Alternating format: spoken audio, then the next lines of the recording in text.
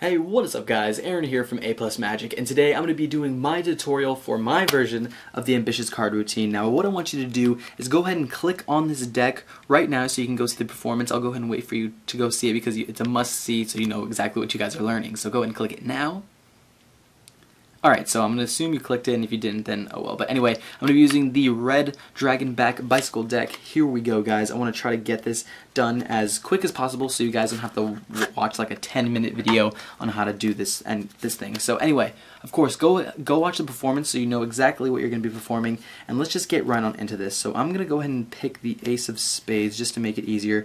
But like I said, guys, it is a completely free choice, so what you're going to want to do is, of course, show your audience that it's a regular deck of cards and have them pick any card. It really doesn't matter. That's the king, but for this tutorial, I'm going to be using the Ace of Spades so you guys can follow it better.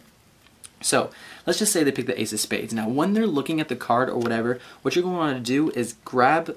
You can even just grab this with your hand as long as they're not looking at you, but if you want to be safe, then you can just grab it with like your pinky, pull it up. But what I usually do is just get like a little gap. It doesn't have to be a big gap.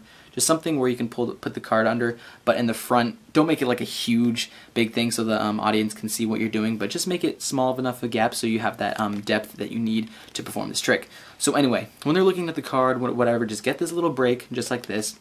And for a convincer of you putting it into the deck, what you're going to want to do is poke in the back around the middle and just tell your audience, okay, I'm just going to go ahead and try to find the middle of the deck. It doesn't have to be exactly the middle, but after you do it like maybe 3 or 4 times, you can go ahead and put the card right into this gap so you're making it the second card from the top. So from the front, it just looks like, you can even push down on a little bit to give it more of a convincer, but it just looks like you're going to the middle with the 2 convincers of the depth, perception, and of course you poking to the middle. So the card is going in as the second card. From here, it looks like it's going in to the middle of the deck. All you got to do is square it up. The dirty work is done. Give a little wave, a snap, whatever you want to do to present it, and you're going to want to get a double lift because it's the second card. So there you go. The ace is right on top. So when you flip it over this time, you're going to put the card into the middle of the deck and show the audience that there's cards riffling on top, even though it's not the ace.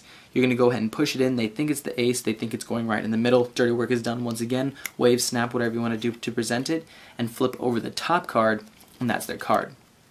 So the next thing that you want to do is, the second part is you pull down just 2 cards with your pinky. Now this is going to be something to get used to, but you just kind of have to figure out what's 2 cards and what 2 cards feels like, and just grab it with your pinky just like this.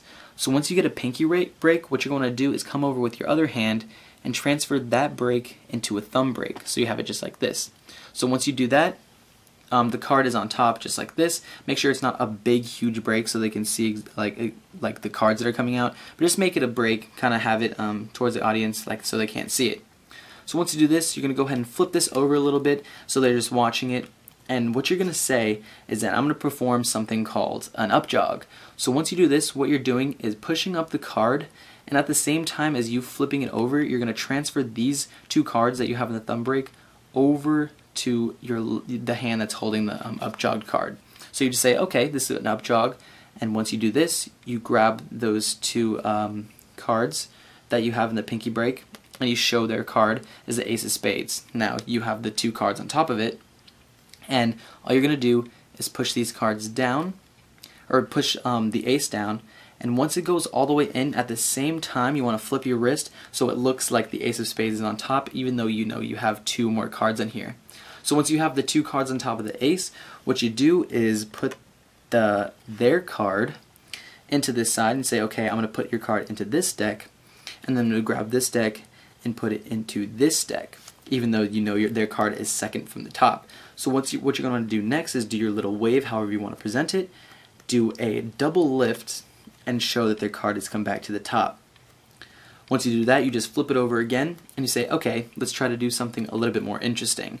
Now, what you can do is do it in the spectator's hands, which makes it a lot more powerful. So all you got to do is say, okay, I'm going to grab this card, and you hold their card, and you tell them to take a section of the deck. So when they do that, they're holding this section in their hand, and you say, okay, what I'm going to do is put your card into my deck, and push it in, and then what they're expecting is for the card to come back to the top. So when you snap, you can say, okay, so the card hasn't come to the top of my deck, but the card, snap on their side, has actually come to the top of your deck. Now this is one of the most powerful things of the trick because it actually happens in their hand. So that's what I really like about that part of the trick. And of course I can't do that when I'm by myself, but when I'm in front of an audience, it's a lot more powerful. So that actually gives them something, it just happens in their hands, and it's a lot cooler for the audience. So once you're doing this and they're amazed about their ace, you can give it to them, be like, okay, just go ahead and check out the card, it's only one card. And when you're doing that, you want to grab a little one card as a pinky break this time and transfer it to a thumb break, do the same thing. But just make sure that it's, the audience can't see that little part there.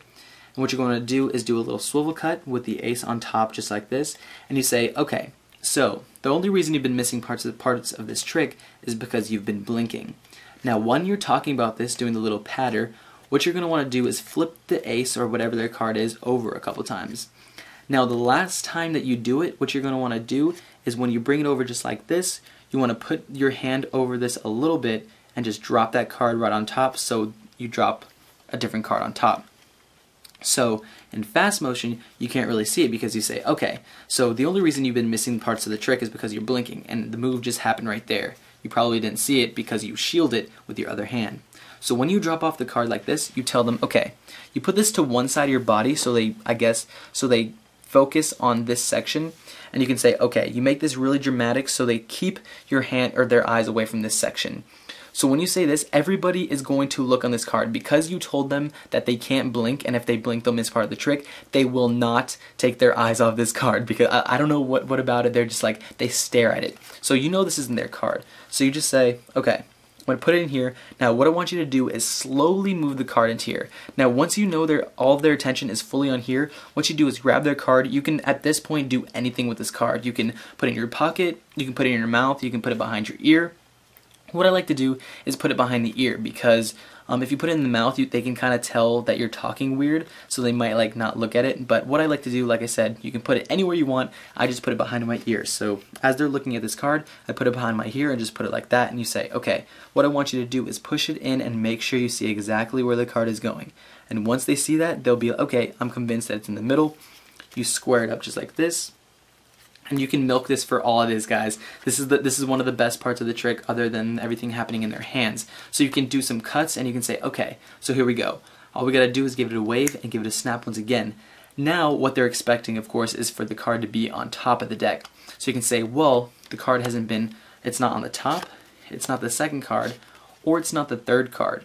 Now when you say this, you can say whatever you want, but what I usually say is, because I told you not to blink, you blinked, I saw you blink, and when you blinked, this magic happened to where it came behind my ear.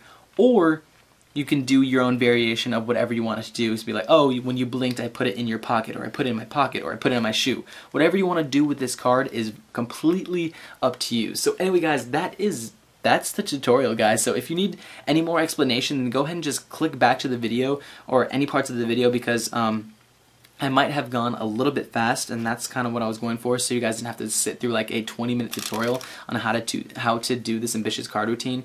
But anyway, I hope I helped you guys, and I hope it was a pretty good tutorial. I know it was fast, like I said. But anyway, if you have any questions, like I said, go ahead and give me or send me a message, leave me a comment on this video. Whatever you want to do, you can do whatever you want to do. So anyway, guys, like I said, I hope you enjoyed this video. I hope you enjoyed this tutorial, and of course, go ahead and go check out some of my other magic videos. So anyway, guys, like I said, thank you for watching, and I will see you guys later.